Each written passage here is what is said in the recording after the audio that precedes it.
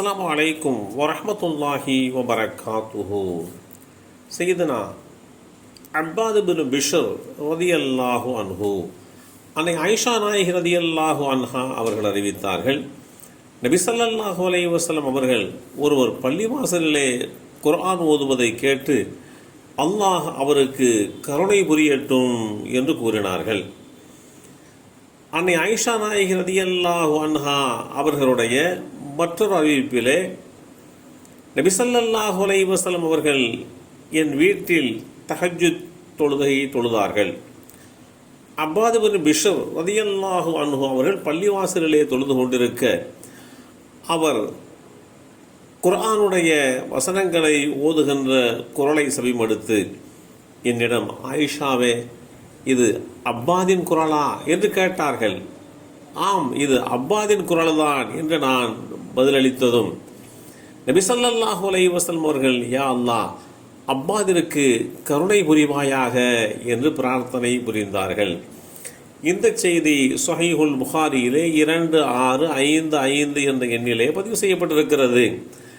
அப்பாது பின் பிஷ்ர் ரதியல்லாஹு அன்ஹு அவர்கள் நபி ஸல்லல்லாஹு அலைஹி வஸல்லம் அவர்களுடைய தோழர்களில் மிகச் சிறந்தவர்களில் இவர்களும் ஒருவர்.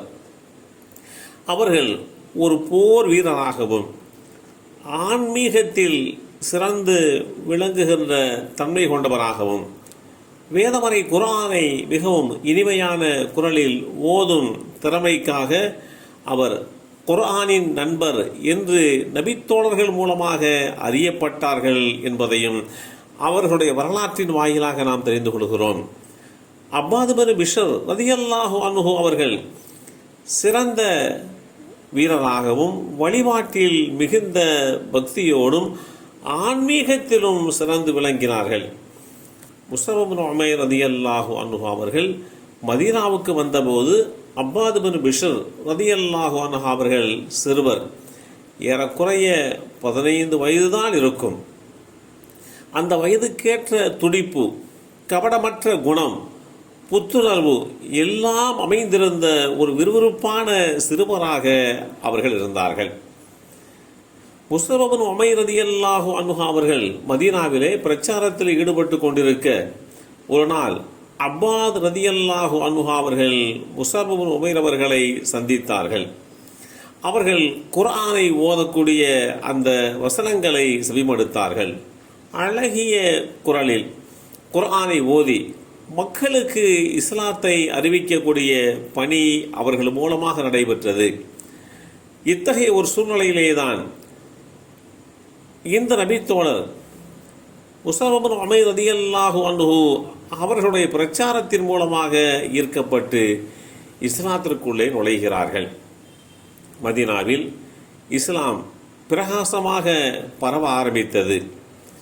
குர்ஆனை அப்பாது ரலியல்லாஹு அன்ஹு அவர்களும் கற்றார்கள்.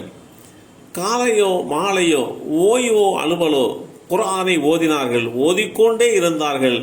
எந்த அளவுக்கென்றால் அவர்கள் நபித்தோழர்களுக்கு மத்தியிலே ஓர் இமாமாக அடையாளம் காணப்படும் அளவுக்கு குர்ஆனை அவர்கள் அதிகமாக ஓதினார்கள்.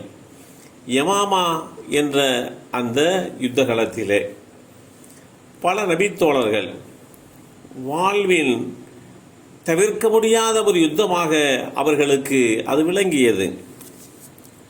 யமாமாவுடைய மிகச்சிறந்த போர் வீரராக அப்பாது பின் பிஷ்ர் அவர்கள் செயல்பட்டார்கள்.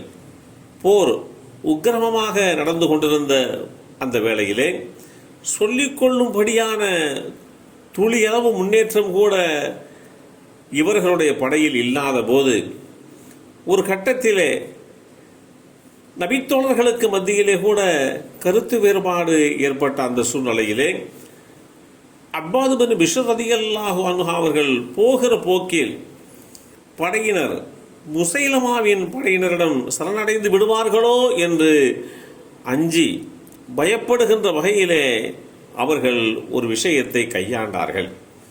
தந்திரமான முறையிலே அந்த யுத்தத்திலே அவர்கள் நபித்தோழர்களை எல்லாம் ஒருநிலைப்படுத்தி அவர்களை ஒன்று சேர்த்து அந்த யமாமா யுத்தகலத்திலேயே அப்பாது பின் பிஷ்ர் ரலியல்லாஹு அன்ஹு அவர்கள் ஷஹீதாக்கப்பட்டார்கள், வீரமரணம் அடைந்தார்கள் என்பதோடு மாத்திரமல்லாமல் கடுமையான முறையிலே அவர்களுடைய உடல் சின்னாபின்னப்படுத்தப்பட்டு சிதைந்திருந்ததையும் நபித்தோழர்கள் பார்த்தார்கள்.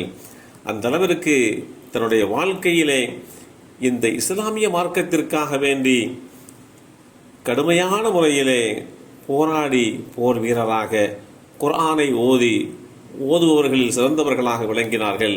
எல்லாம் வல்ல அல்லாஹு தாலா அவர்களுடைய வரலாற்று பின்னணியை உணர்ந்து கொண்டு படிப்பினை பெறுகின்ற நல்லூர்களாக நம்மையும் நம் சந்ததிகளையும் அல்லாஹ் ஆக்கி வைப்பானாக. அஸ்ஸலாமு அலைக்கும் வரஹ்மத்துல்லாஹி வபரகாத்துஹு.